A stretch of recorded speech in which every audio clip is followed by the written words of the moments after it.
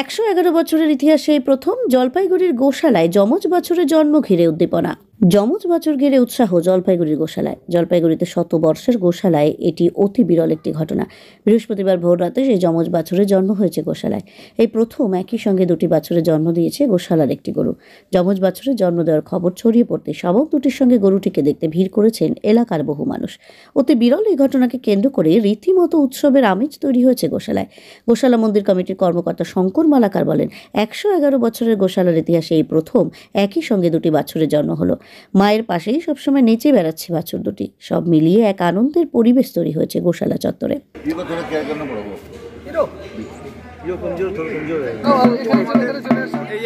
গোদান হয় মানে গোদান এটা বিলপাড়া থেকে আসছে, বুঝলেন? এটা বিলপাড়া থেকে এখানে আসছে।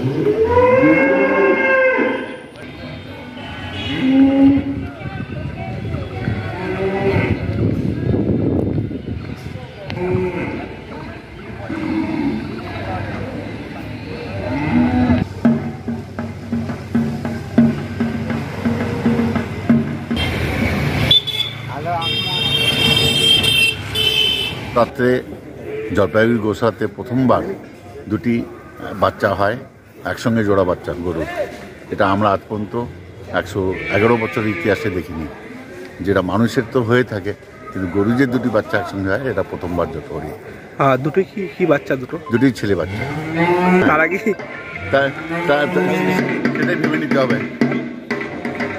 শিব ঠাকুরের আশীর্বাদ, কৃষ্ণ তো এখানে আছেই সবসময়, এবার শিবেরও আশীর্বাদ পড়েছে বলেই দুটো বাচ্চা একসঙ্গে হয়েছে। আপনার নাম? শঙ্কর মালাকা, জলপাইগুড়ি।